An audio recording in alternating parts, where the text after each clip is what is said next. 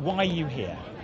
I'm here to talk about electoral reform because I think UKIP were one of the parties most hit by our electoral system in the last election.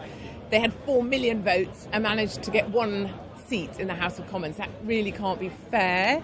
Now, I know life isn't all about being fair, but I think we have to recognise it does matter that people have a voice. And when people take the effort to go to a ballot box, to put their cross in a square, you really hope they feel that it mattered or counted for something.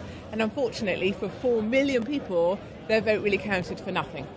Now, you've made a bit of a career out of not always being totally fair to some people. Exactly. Do you regret some of the comments you've made about the migration issue when you've been talking about some of those people, some of whom are obviously in desperate need and in desperate need of shelter?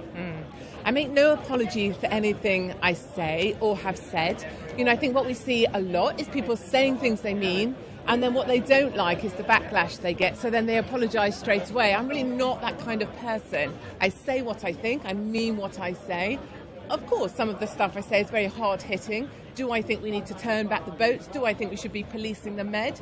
Do I think we should be dissuading migrants from making that journey? Absolutely. Now, if you find that difficult to stomach, well, I question where you're at, really. You were all alarmed by the photo of the dead child on the beach, but really, if we stopped those boats from coming, that wouldn't have happened. We've got Merkel, the mother of all migrants, standing there welcoming people with open arms, and now we're worried about the 1 million or so that are coming our way. So I really think it's time we put Britain first. When we go to the European referendum, I hope that people will vote to leave Europe.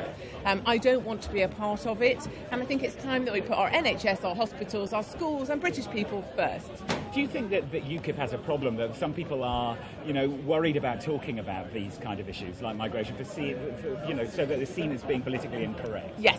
I think a lot of people worry about talking about migration because they're worried they'll say the wrong thing, they're worried they won't be liked, they're worried they won't be popular. Frankly, it really doesn't matter to me at all. I'm not bothered about being popular, I'm not bothered about being liked. What matters to me is that we put British people first, we have a strong voice, and we don't let people talk us down. There's been a lot of bias, I think, against UKIP in the BBC and in the left-wing press, and I think it's time we had someone who articulated the voice of the nation, which is that we're a little bit concerned that we've got too many people coming in and that we're not putting our own people first. Would you like to be leader of UKIP?